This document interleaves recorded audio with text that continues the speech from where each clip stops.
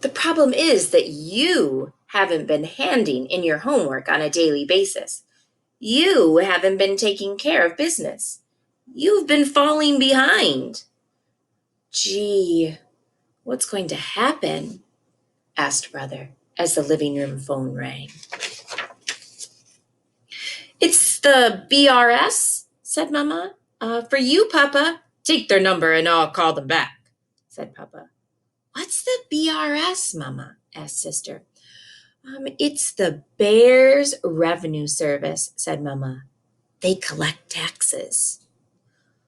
What's going to happen, said Papa, is that there's not going to be any more Mars space station. No more boombox, no more popcorn. It's just going to be you and your homework until you are all caught up. But that'll take forever, moaned Brother. Nevertheless, said Papa.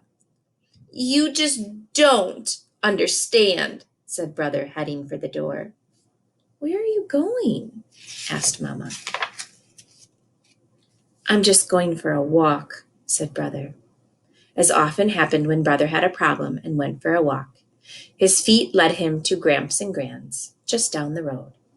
Gramps and Gran could tell Brother was in trouble as soon as they opened the door. After some milk and cookies, Brother told them the whole miserable story. The telltale letter, the missed assignments, the no television, the no video games, the no anything until he caught up. And he was so far behind that he'd never catch up. Oh, you'll catch up, said Gramps. Your father did. Huh? Said Brother. Same thing happened with your dad when he was your age, said Gramps. Of course, there was no television then. No television? Thought Brother. Wow, that would have been like really being on Mars. We had radio, continued Gramps. We still have it, of course, but radio was like television then. It had great stories every evening. There was a Western called Bear Smoke, and Buck Broon in the 25th century was sort of like Bear Trek is now, and your dad listened to them while he did his homework. And he was big on sports, just as you are, so he fell further and further behind. I clamped down on him, just the way he's clamping down on you. Gee, thought Brother, Papa does understand. The thought that he'd gone through it all himself made Brother feel a little bit better. A stranger was meeting with Papa when Brother got home. He's from the BRS, said Sister. It has something to do with taxes. It looks like Papa hasn't been taking care of business either.